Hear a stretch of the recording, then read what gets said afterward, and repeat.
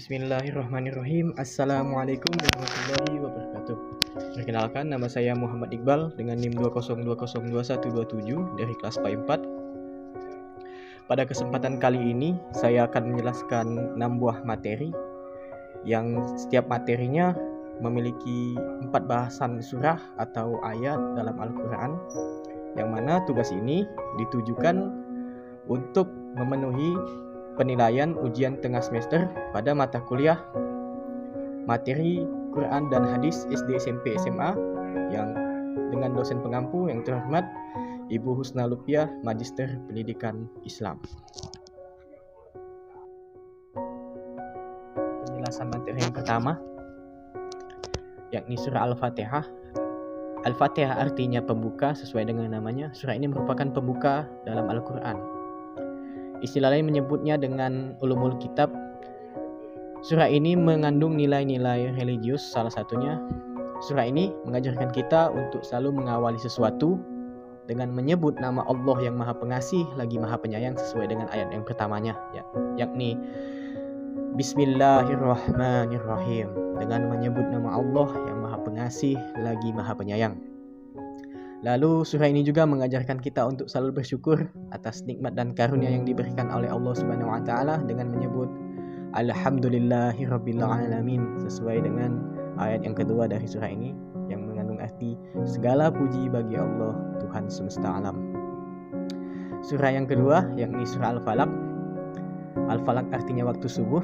Surah Al-Falaq mengandung makna isti'adah kepada Allah Subhanahu wa taala atau permintaan perlindungan kepada Allah Subhanahu wa taala dari yang namanya min syarri ma khalaq atau dari kejahatan makhluk ciptaannya.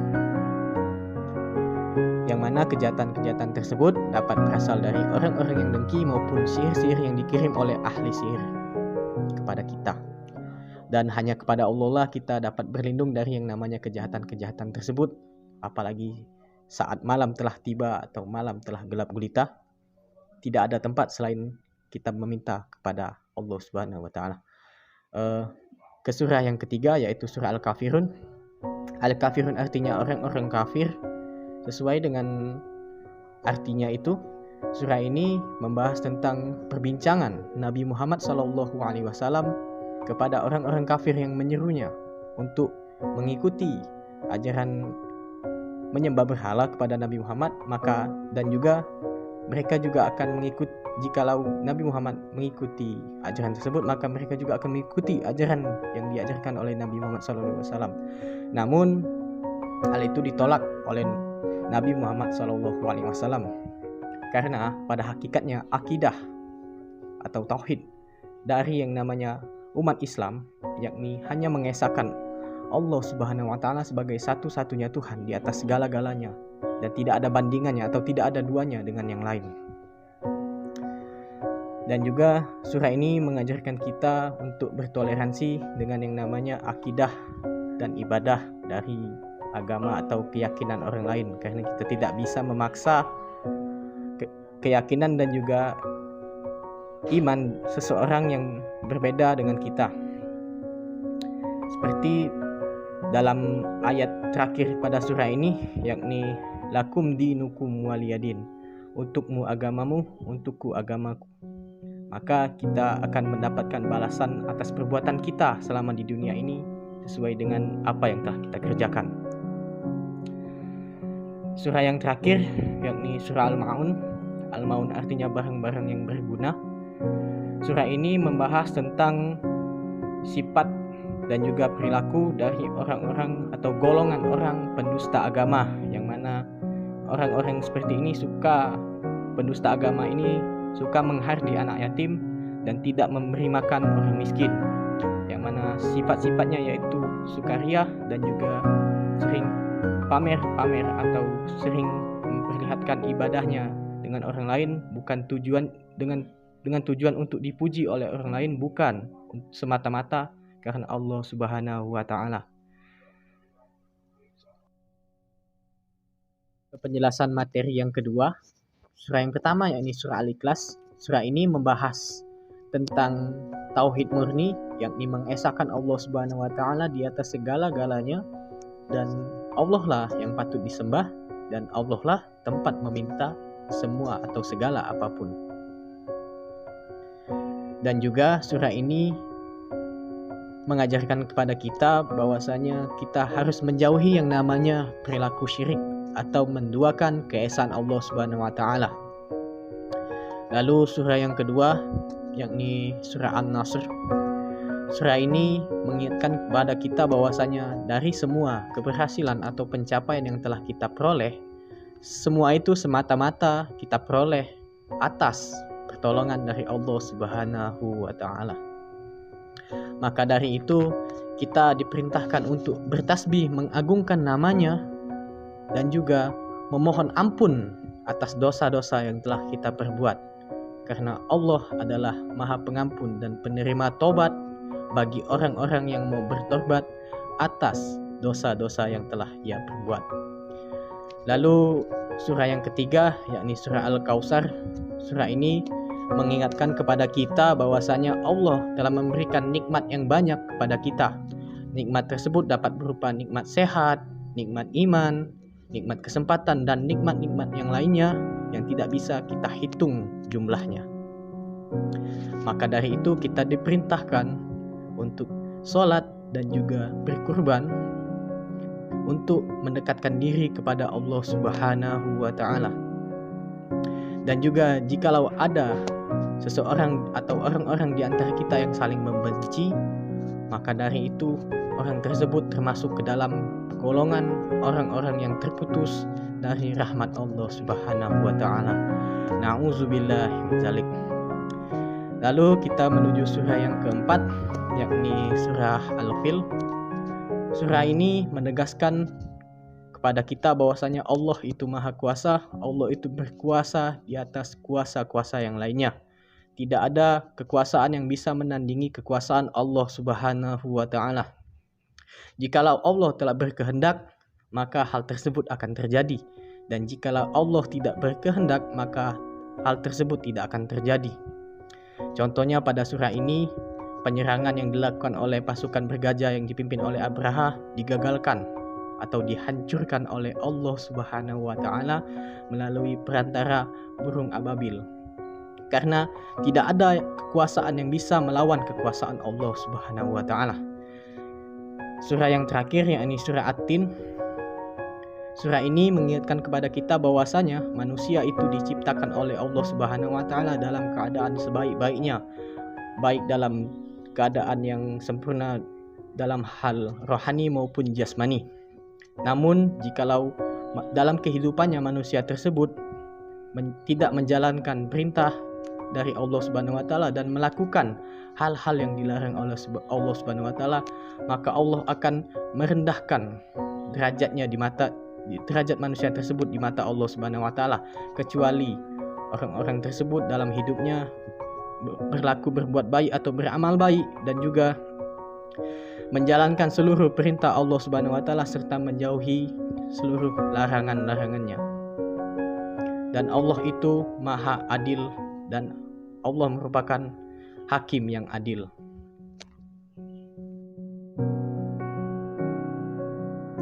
Ke penjelasan materi yang ketiga, surah yang pertama yakni Quran surah Al-Mujadalah ayat 11. Surah ini mengajarkan kepada kita tentang adab-adab atau tata cara penuntut ilmu dalam majelis ilmu. Lalu surah atau ayat ini juga memberikan penjelasan kepada kita tentang pentingnya menuntut ilmu, karena orang yang berilmu atau memiliki ilmu pengetahuan, maka dia derajatnya akan ditinggikan oleh Allah Subhanahu wa taala. Lalu surah yang kedua yakni Quran surah Ar-Rahman ayat 33. Surah ini menegaskan kepada kita bahwasanya baik dari golongan manusia maupun dari golongan jin, kesemuanya itu tidak ada yang bisa menandingi atau mengalahkan kekuasaan dari Allah Subhanahu wa taala. Dan juga surah atau ayat ini juga memberikan motivasi kepada kita untuk selalu menggali potensi-potensi yang ada dalam diri kita guna meningkatkan ilmu pengetahuan dan juga teknologi yang ada dalam kehidupan kita, yang insya Allah akan bermanfaat dalam kehidupan sehari-hari juga. Lalu surah yang ketiga yakni Quran surah An-Nisa ayat 8. Surat ini mengajak kepada kita untuk bersedekah kepada kerabat yang bukan ahli waris, anak yatim dan orang miskin yang menyaksikan pembagian harta warisan. Dan juga surat ini menyeru kepada kita untuk selalu berkata yang baik. Dan jikalau kita tidak bisa berkata yang baik, maka lebih baik kita diam. Masih dalam Quran surah An-Nisa, yakni Quran surah An-Nisa ayat 146. Ayat ini menjelaskan kepada kita atau menyuruh kepada kita untuk beramal atau beribadah itu hanya semata-mata ikhlas karena Allah Ta'ala, bukan untuk mendapatkan pujian dari orang lain. Karena jikalau kita selalu mengikhlaskan diri kita dalam beribadah dan juga beramal hanya kepada Allah Subhanahu wa Ta'ala, maka insya Allah akan memberikan pahala dan balasan yang baik untuk kita. Dan juga kedepannya diri kita akan diliputi dengan yang namanya perasaan-perasaan yang positif seperti ketentraman dan kedamaian dalam kehidupan kita.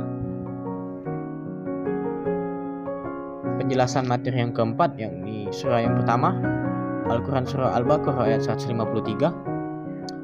Surah ini menerangkan bahwasanya Allah Subhanahu wa Ta'ala memerintahkan kepada orang-orang beriman untuk menjadikan sabar dan sholat sebagai penolong. Ibnu Katsir dalam tafsir Quranil Azim mengatakan bahwasanya Allah Subhanahu wa Ta'ala menjelaskan sarana yang baik untuk menanggung segala macam cobaan adalah bersikap sabar dan juga memperbanyak sholat. Ulama sendiri pada umumnya membagi sabar ini menjadi 3 macam, yakni sabar dalam menjalankan ketaatan kepada Allah Subhanahu wa Ta'ala, sabar dalam menjauhi seluruh larangan yang dilarang oleh Allah Subhanahu wa Ta'ala, dan yang terakhir yakni sabar dalam menghadapi musibah. Surah atau ayat yang kedua yakni Quran surah Ali Imran ayat 134. Surah ini menerangkan karakteristik orang-orang yang bertakwa. Ada 4 macam, yaitu yang pertama, orang yang bertakwa itu gemar berinfak. Lalu ada orang bertakwa itu mampu menahan emosi dan amarahnya. Lalu orang yang bertakwa juga pribadinya pemaaf dan suka memaafkan. Dan yang ketiga dan yang keempat, orang yang bertakwa itu selalu berbuat kebaikan. Surah yang ketiga yakni Quran surah Al-Anfal ayat 27. Surah ini menerangkan bahwasanya Allah Subhanahu wa Ta'ala melarang orang-orang beriman untuk mengingkari janji-janji yang telah ia buat, dan juga Allah Subhanahu wa Ta'ala memerintahkan pada orang-orang beriman untuk menjalankan hukum-hukum yang telah ditentukan oleh Allah Subhanahu wa Ta'ala sesuai ketentuannya dan sesuai konsekuensinya, dan juga mengikuti tuntunan-tuntunan dari Rasulullah Sallallahu Alaihi Wasallam. Dan juga ayat atau surah ini menerangkan kepada kita untuk kita bertanggung jawab atas amanah yang telah diberikan kepada kita, dan juga melarang kita untuk mengingkari yang namanya amanah tersebut. Surah atau ayat yang terakhir yakni Quran surah Al-Ahqaf ayat 13. Surah ini menggambaran keadaan orang-orang yang benar-benar beriman kepada Allah Subhanahu wa Ta'ala. Mereka menyeru dan mengakui bahwasanya Tuhan kami adalah Allah Subhanahu wa Ta'ala. Tidak ada Tuhan selain Allah. Dan mereka istiqomah atas pernyataan dan pengakuan mereka tersebut, dan tidak terganggu akan yang namanya perbuatan-perbuatan syirik atau perbuatan yang dapat merusak tauhid mereka tersebut. Orang-orang tersebut konsisten dalam mengikuti ajaran-ajaran agama Islam dan menjauhi seluruh larangan-larangan yang dilarang oleh Allah Subhanahu wa Ta'ala. Mereka tidak ada satupun kekhawatiran dalam diri mereka pada saat hari kiamat, karena mereka yakin dan Allah Subhanahu wa Ta'ala telah menjamin keselamatan mereka di hari akhir. Ke penjelasan materi yang kelima, surah yang pertama yakni Quran Surah Al-Furqan ayat 63. Ayat ini memberitahu kepada kita bahwasanya Allah Subhanahu wa Ta'ala memberikan pengajaran kepada kita agar kita memiliki yang namanya sikap rendah hati. Sikap rendah hati ini dapat kita manifestasikan dalam perkataan dan perbuatan kita, baik kepada diri sendiri, kepada Allah Subhanahu wa Ta'ala, dan juga kepada orang-orang yang ada di sekitar kita. Dan juga orang yang memiliki sikap rendah hati dan juga tidak sombong akan selalu merasa bahwa apa yang ada di dalam dirinya merupakan karunia dari Allah Subhanahu wa Ta'ala. Surah yang kedua yakni Quran Surah Al-Isra ayat 27. Dalam surah ini menerangkan bahwasanya Allah Subhanahu wa Ta'ala melarang kepada kita umat Islam dan orang-orang yang beriman untuk tidak memiliki yang namanya sikap boros atau mubazir, karena sikap ini merupakan perbuatan tercela, dan barang siapa yang melakukan sikap atau perbuatan tercela ini niscaya ia merupakan saudaranya setan. Nauzubillahi min dzalik. Surah yang ketiga yakni Quran Surah Al-Nahl ayat 114.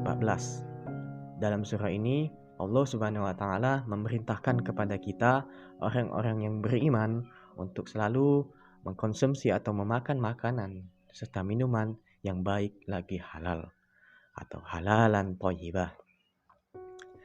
Halal di sini memiliki 2 poin atau 2 aspek, yakni halal dari segi kandungan makanan serta minumannya dan juga halal dari segi cara mendapatkannya. Dan jelas yang baik maksudnya di sini adalah baik untuk kesehatan dan baik cara mendapatkannya. Serta dalam surah ini atau ayat ini juga Allah Subhanahu wa Ta'ala memerintahkan kita untuk bersyukur atas karunia yang telah Ia limpahkan kepada kita. Selanjutnya surah yang terakhir yakni Quran Surah Al-Maidah ayat 90 dan 91. Dalam surah ini mengajarkan kita bahwasanya kita diperintahkan untuk menaati seluruh perintah Allah Subhanahu wa Ta'ala dan menjauhi segala larangannya. Juga surah ini melarang kita untuk mendekati yang namanya perbuatan-perbuatan tercela seperti yang tertera dalam surah ini, yakni perbuatan seperti meminum khamar, berjudi, menyembelih untuk berhala, serta mengundi nasib dengan anak panah, yang mana perbuatan-perbuatan tercela tersebut merupakan perbuatannya syaitan. Nauzubillahi min dzalik. Serta dalam ayat ini juga menerangkan kepada kita untuk mencegah yang namanya perpecahan di antara umat beragama, yaitu umat kita, umat Islam.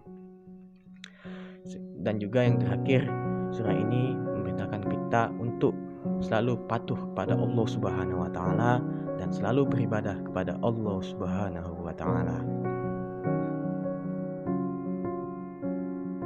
Penjelasan materi yang terakhir yakni materi ke-6.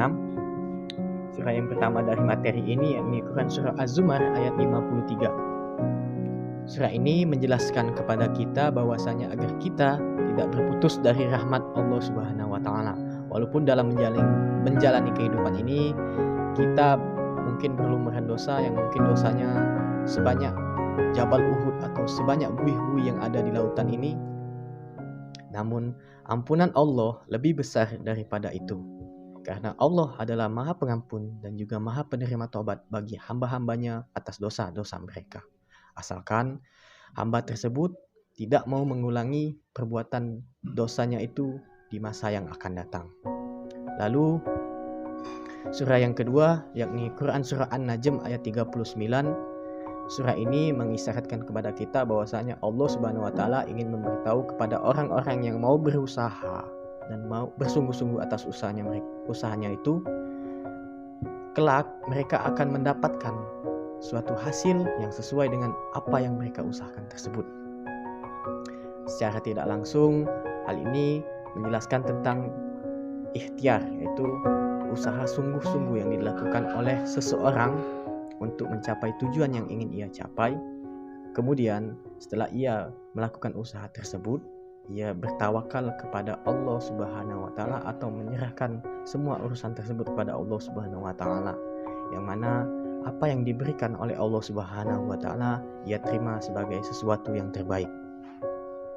Kemudian surah yang ketiga yakni Quran surah Al Imran ayat 159.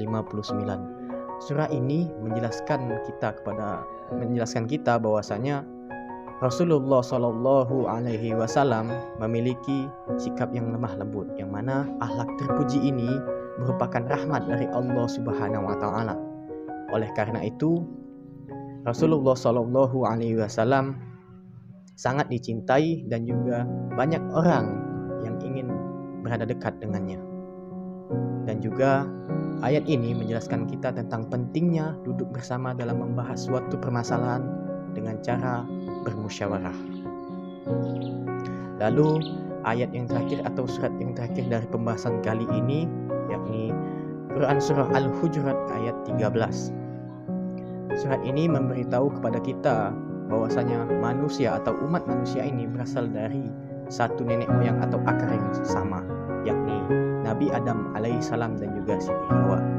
Kemudian Allah juga menciptakan manusia ini berpasang-pasangan, berbeda bangsa, berbeda suku, agar kita dapat saling mengenal satu dengan yang lain.